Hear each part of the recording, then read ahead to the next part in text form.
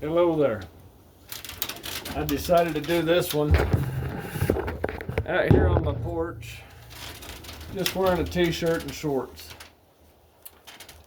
not dressed up, because sometimes you need to be vulnerable.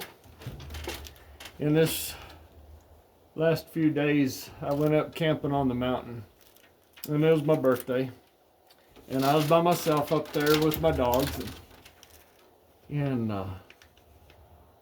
you know, it don't matter how good you are at being alone. When it's your birthday, you kind of like somebody to visit with. I had all these steaks and didn't have anybody to share them with. Went for a little drive, and I come across a camp from the Gold Prospectors of America, New Mexico division, and fell right in. I just went up to their camp and introduced myself and let myself be vulnerable, let myself be open, and they were singing songs and having a good time around the campfire or just there around the tent.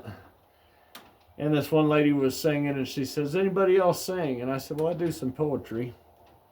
And so they put me in there doing some poetry, and everybody was kind of blown away by it, or two or three people anyway were really taken by it.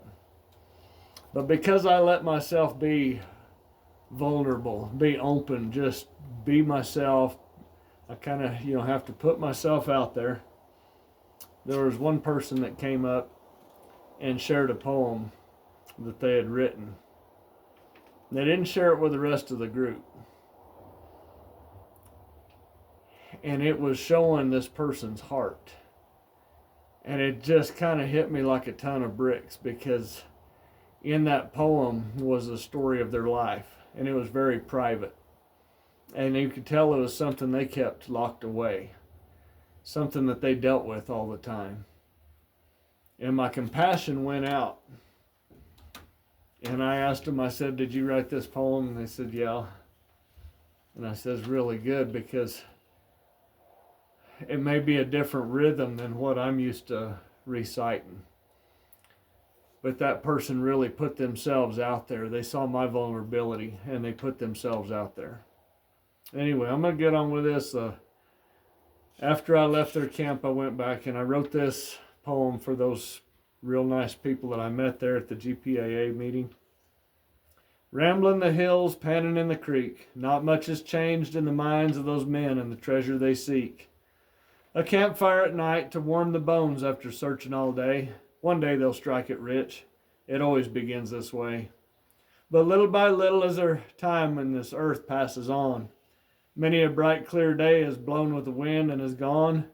Most never strike it rich, with a mountain of gold in their hand. Oh, they still find riches, just not what they had planned.